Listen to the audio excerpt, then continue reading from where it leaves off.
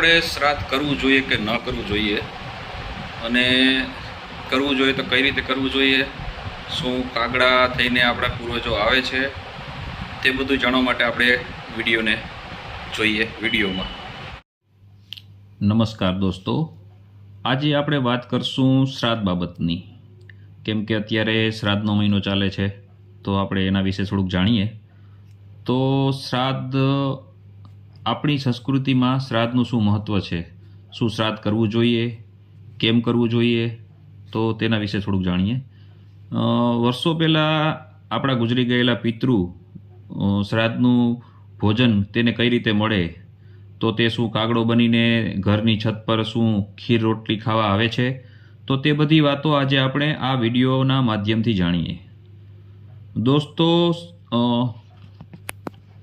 દિવસે ને દિવસે શ્રાદ્ધના દિવસો કહીએ, શ્રાદ્ધનું મહત્ત્વ થોડું ઘટતું જાય છે. દોસ્તો, ભાદરવાના દિવસોમાં શ્રાદ્ધ આપણે કરીએ છીએ. શ્રાદ્ધ વિધિની શરૂઆત કહીએ તો મહર્ષિ અત્રિએ કરી હતી. શાસ્ત્ર કહે છે કે બધા માણસોને 3 પેઢી એટલે કે પિતા, દાદા અને પરદાદા, માતા, દાદી અને પરદાદી, એના માટે શ્રાદ્ધ કરવું જોઈએ. આપણા જીવનમાં આપણા વિકાસ માટે એ લોકોએ ઘણું બધું મહેનત કરી હોય છે આપણા માટે, તો આપણે એના માટે શ્રાદ્ધ કરવું જોઈએ. તેના એ ઉપકાર અને તેનું ઋણ ચૂકવવા માટે પણ આપણે શ્રાદ્ધ કરવું જોઈએ. જે શ્રદ્ધાથી કરવામાં આવે છે તેને શ્રાદ્ધ કહે છે. અને જો તમે શ્રાદ્ધ નહીં કરો તો પિતૃ ઋણ અને પિતૃદોષથી તમે મુક્તિ ક્યારેય નહીં પામી શકો. તો જોઈએ તો ઘરમાં ચોરી થવી, માંદગી આવવી, અણધારી કોઈ પણ પીડા આવવી, તે એક તેની પણ નિશાની છે. એટલે કે આનાથી પણ બચવા આપણે શ્રાદ્ધ કરવું જોઈએ. દોસ્તો, હવે જાણીએ કે શ્રાદ્ધ પિતૃ સુધી પહોંચે કઈ રીતે. કેમ કે આજના આ યુગમાં 21મી સદીમાં લોકો માને તો નહીં. દોસ્તો, આપણા બધાના ખિસ્સામાં એક એવું યંત્ર છે કે દુનિયામાં કોઈ પણ છેડામાં રહેવાવાળા આપણા કોઈ પણ સગા સાથે આપણે આમને સામને વાત કરી શકીએ. અને આપણા કોઈ પણ સગાવાલા જો બીજા કોઈ દેશમાં રહેતા હોય તો ત્યાં તેને આપણે આપણા અહીંથી પણ પૈસા તેને પહોંચાડી શકીએ. તો તેને કહેવામાં આવે છે યંત્ર શક્તિ. યંત્ર શક્તિ કહેવામાં આવે છે. પણ વર્ષો પહેલાં આપણી એક શક્તિ હતી મંત્ર શક્તિ.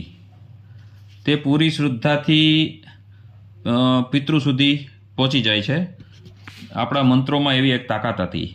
અત્યારના ડિજિટલમાં વર્લ્ડમાં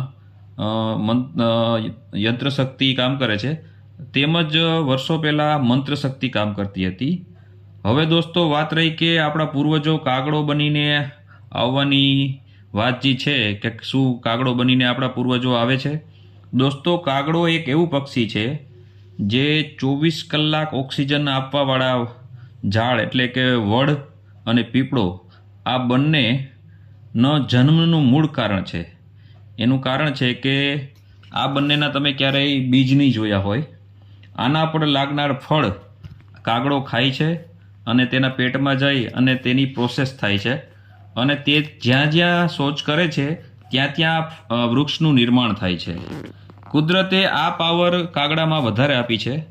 તો કાગડો શ્રાવણ અને ભાદરવા મહિનામાં તેના બચ્ચાને જન્મ આપે છે. 24 કલાક ઓક્સિજન આપવાવાળા ઝાડનું કારણ જો કાગડો હોય તો તેના બચ્ચાની સાર સંભાળ રાખવી જરૂરી છે. પ્રકૃતિ માટે જરૂરી છે, આપણા માટે જરૂરી છે. તો